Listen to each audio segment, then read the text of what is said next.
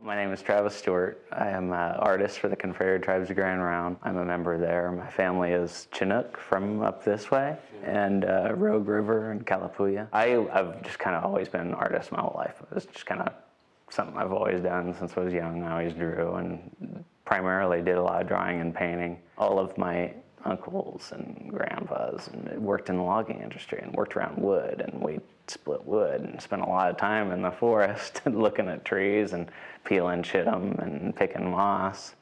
And I think to kind of take like my particular skill set and be able to apply it to something that kind of ties me in with them, and it's something that I can carry on through that. I mean, I'm just kind of trying to take these old things and these old rules I've learned from the people that taught me, and just pushing them forward as though there was an uninterrupted tradition.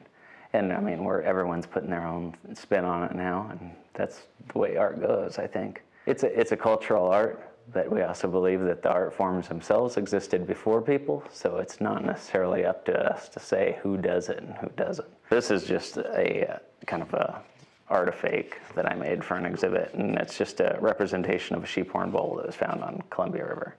I did this out of alder. It's a lot easier to work with. And we've also tried to reproduce some sheep horn bowls as well. But without anyone to tell you how it was created, it's a ton of work, and I don't know how they could have possibly done it, 200 years ago.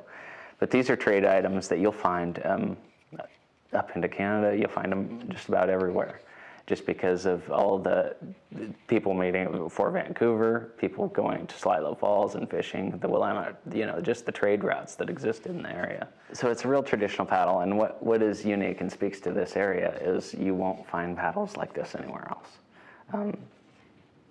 Throughout, it's usually some kind of leaf paddle that comes to a point up north, or wherever you are on the coast, or even in different parts of the world, there's kind of a typical paddle. As where here on the river, in the lower river, they had a real specific use. So it was a tool also. So you'd use these for holding on next to shore, for popping camas ball or wapato bulbs out of marshes. It was just a utilitarian item as much as it was a way of getting around. As far as the rivers go, I mean, they are the highways of the past. I mean, that was how people got around, and the trade routes that were along these rivers here are kind of unmatched, like in anywhere in North America.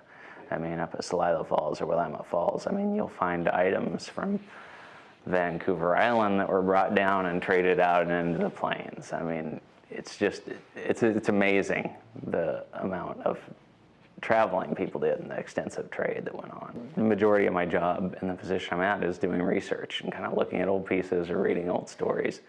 And sometimes I'll be reading something and be like, oh, that'd be something really cool for someone to see. And that's kind of the idea, is that you want something that I'd like to see, and I'd like to create something that'd be like visually striking for someone to come across, make them think about a story, or even just an image itself, because I think an image can be pretty powerful.